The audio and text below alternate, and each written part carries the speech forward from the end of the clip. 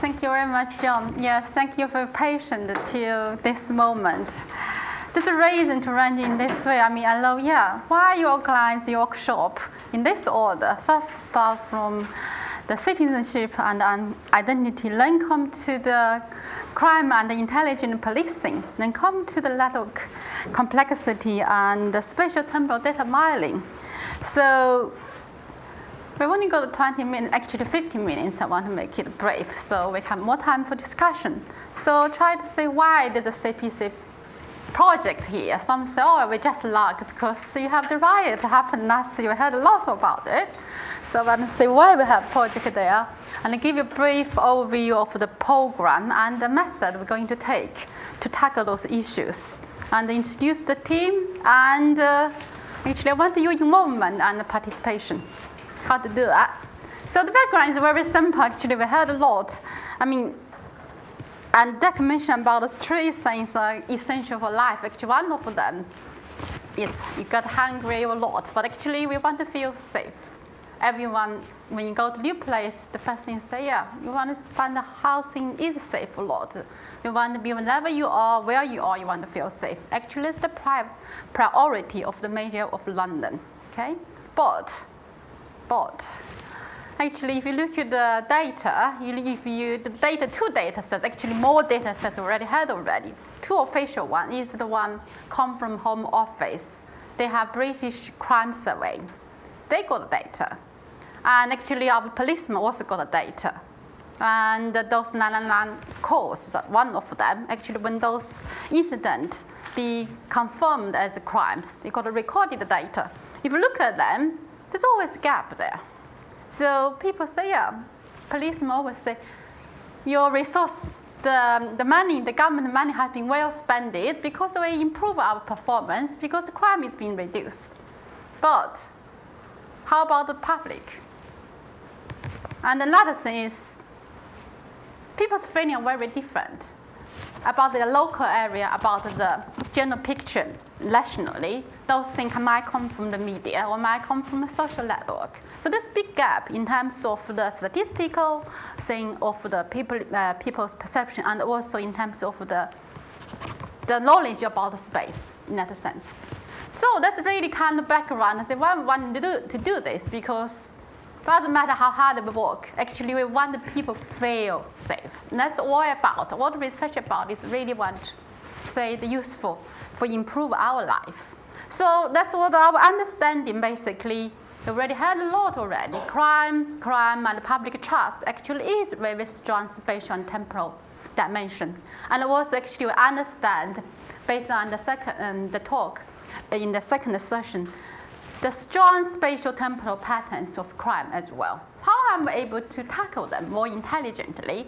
If we talk about terrorism, talk about longer term thing, it's really organized crime and the terrorism have very long time scale. Actually, they also have their spatial patterns. How we tackle them? So that's really the thing we say. Now we need to integrate space and time. So how are we going to do that? Actually, you will say, yes, this thing seems everyone understands. As Kate said, she has been doing this for 20 years. Why just now? So that's the opportunity we have it right now. Basically, we have this 999 telephone call data, which is called a CAT database with the Met policemen, 20 years probably. But how about the policemen? Actually, policemen the vehicle has been equipped with their GPS radios a very long time, but they only recorded 3 years ago. Okay? For the policemen, we got 33,000 policemen, but this data have ever been recorded 3 months ago. Okay, you may say got data, but why they have recorded only 50 minutes? Because large amount of data, as Trevor said, it's kind of beyond our capacity to dealing with them. You may say before we have low data, but largely we have too much data. How to manage them, how to make sense of them, that's really a challenge. But that's the opportunity we have here. We can link up crime with policing. So if we think about crime as one network, policing is another network, so we can try to make sense linking them up. So that's one opportunity. Another opportunity is we talk a lot about people's trust, people's perception, how to do that. We have now recently, I think most of us already filled the form for the 2111 census investigation. And the British Crime Survey is always there annually. And actually the new initiative of ESRC, they have Understanding Society. For this data, they always have, but now they try to extend it to including teenagers.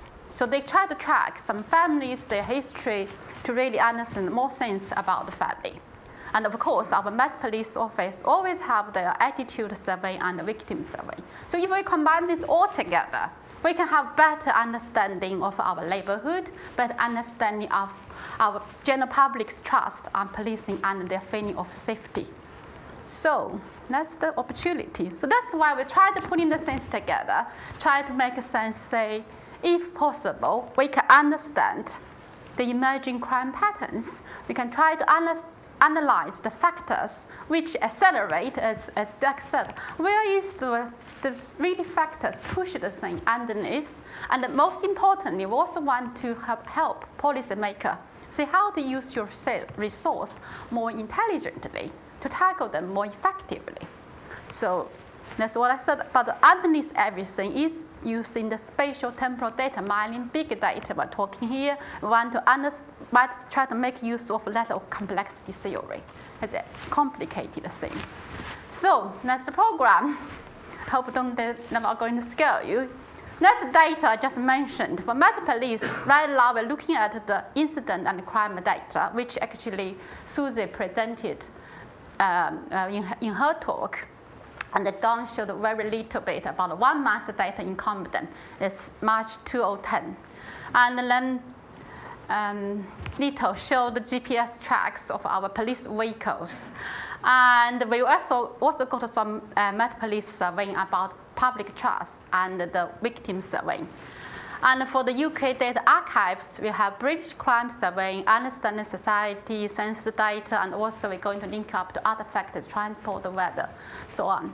And there's one thing when we mentioned about the mapping for change, they're going to do some local mapping about the safety issue, about the police trust. So that's why they are here. But that's our data, as you can see. The issues here, how to integrate them, how to put them all together is a challenge. So if we can achieve that, then we can move to the second stage to try to understand individual network by getting the patterns out of the crime, try to understand the movement of our policemen, and also try to understand our citizens better. To get the profile, who want to report crime most, where to report, is there any socio-economic relevance to our citizen profile and how they trust the policemen. So if we can get that out, and then we try to understand their interaction. As Dex said, participation is important, interaction is most important. So next we try to understand the interaction between these three networks. If we can achieve that, then we try to understand more how to use our resource more intelligently, try to evaluate our policing. So the other thing behind this, I use this highlight. We try to use spatial temporal analysis and visualization. That include spatial temporal clustering, support vector machine, which mentioned by John Shaw Taylor this morning. We also want to talk about a spatial temporal weighted regression. So that can help you understand the interaction. And also we want to use spatial temporal visualization. Because at the end of the day, how you to sell the pattern, you have to visualize it. That's the key thing. So I hope at the end, of course, we all want to know how we're going to share the information, how to share the knowledge, how to share the wisdom to the general public, to the Met Police. We want to use web-based platform. I also want to do some knowledge transfer to general public. And also we want to say for people here, we want to have some online course software. That's for the dissemination for the project. So next team, you already see all of them, I think. So this Kate, me, John, Paul, and the travel. But that day he couldn't come here, so he sent us a very posh photo this morning and managed to put them together. We're quite happy that we bought our postdoc more cheerful, more energetic, as you can see here. So this is Susie, this is Little, this is Ryan. Actually, Susie just joined us 2 weeks ago. Little only 1 month, but on 30%. So that's, you can see the progress. I'm very pleased with that. Ryan haven't joined us, but in 2 weeks' time. Okay? So who is going to be our safeguard? We have Professor Mark Goodchild. He's from University of California, Santa Barbara. He's the leading expert in GI science. And we got Professor Mark Barty. He's our local celebrity in CASA. He's the director of the Center of Advanced Spatial Analysis. Of course, he's also expert in network complexity. We got Mookie. He gave a talk this morning. Of course, he's the director for Mapping for Change, and also he's a professor in CEG. Of course, he's now working on the extreme citizen science. And of course, we got Lady Gloria Laycock. He was the director of Giordano. So now he's busy in Middle East. She's busy. Yeah, she's back home soon, okay? So you might to be back very soon, of course. So, and as I mentioned many times, actually, that's standard. That's where I start from, and you've already seen several presentations from standard team. And another one is the one uncertainty of identity, which gave the talk in the first session. So this is leading by Professor Poloni. So that's most relevant one. But of course, John have been working on the FP7 one, and Sean is on the enfolding, and Sizo is on scale. So basically, lots of projects going to be working together. Of course, Mookie have several projects on extreme citizen science. So that's the good news in that sense. So the real last, your involvement and participation. As you can see, you have a very simple website right now. It's the purpose for that is really to get this event underway. So we're going to really to polish our website. We hope to, I don't know, Susie is here or not. So what's the plan? So we're going to have a very new website with professional design. And we're going to have the mailing list, which you are already including our mailing list. But if you don't want to be included, please let Susie know. I hope I don't get many email from that.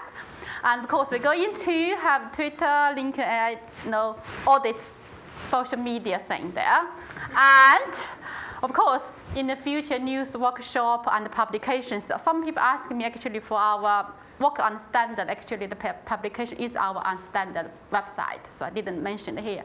So and also, we're going to have sample data and all the online tools going to be available. So any comments, any suggestion you want to let us know, please send us email and keep be informed from our website. I think that's the last slide. Thank you very much for your patience.